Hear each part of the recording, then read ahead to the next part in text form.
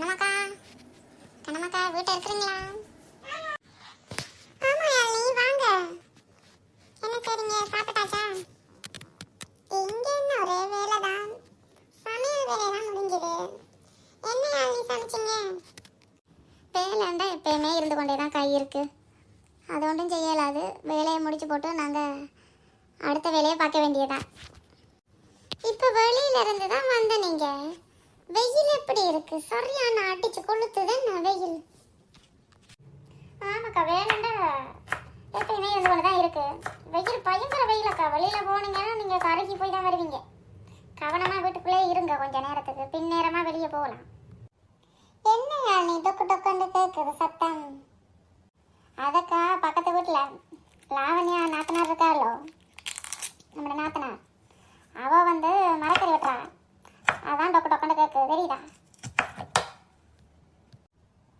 ஓ அப்படியா யாழினி, நாத்தனாரோட பேசுனீங்களா? மரக்கறி வெட்டுறா டொக்கு டொக்குண்டு. அப்படியா, ஓகே ஓகே ஓகே. நீங்கள் என்ன யாழினி சமைச்சிங்க? நானக்கா, நான் இன்றைக்கி சாம்பார் வச்சேன். நான் அதுக்கு பிறகு கோஸ் பொரியல், கேரட்டு பச்சடி மாதிரி தயிர் போட்டு, அதுக்கு பிறகு மீன் பொரிச்சேன் நான். அப்போ காணும் தானே, அதை வச்சு சாப்பிடலாம். நீங்கள் என்ன சமைச்சீங்க சொல்லுங்கள் பாப்போம். என்னட்ட கிடக்கிறல எதுவும் வேணுமெண்டா கொஞ்சம் மடுங்க, டீசலாக போட்டு நான் போய் கொடுத்து விட்றேன் பிள்ளைகிட்ட.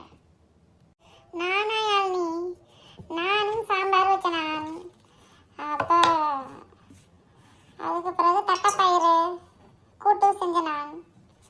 அப்படியே எல்லா சாப்பாடெல்லாம் கிடக்கு, ரசம் வச்சிருக்கு, சாப்பாடெல்லாம் கிடக்கு யாழினி.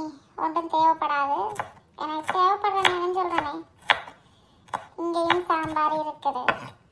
அப்போ ஓகே. தோட்டத்துக்கும் போகணும் இன்றைக்கு, தண்ணி ஊற்றணும் மரங்களுக்கு. தோட்டத்துக்கு போகத்தான் வேணும், கொஞ்சம் வேலை கிடக்குது அங்கே. அப்போ நீங்கள் வாரண்டா வாங்க யாழினி, எல்லாம் சேர்ந்து போயிட்டு வருவோம். அப்படியாக்கா? அப்போ வீட்டை நான் வேலையெல்லாம் முடிச்சு போட்டு வாரம் தோட்டத்துக்கு போவோம். பண்ணா போயிட்டு வருவோம். பிள்ளைகள் ஸ்கூல்லேருந்து வாரத்துக்கு முதல் போயிட்டு வருவோம். வேலைக்கு செய்கிறேன்டா, ஓகே தானே? அப்போ நாத்தனாரையும் கூட்டிக் கொண்டு போவோம். நாத்தனார் வரதாண்டு கேட்டு அண்ணியும் கூட்டிக் கொண்டு போவோம். சித்ராக்கா பிஸியாக இருக்காங்களா என்னன்னு தெரியல, கால் பண்ணவும் இல்லை.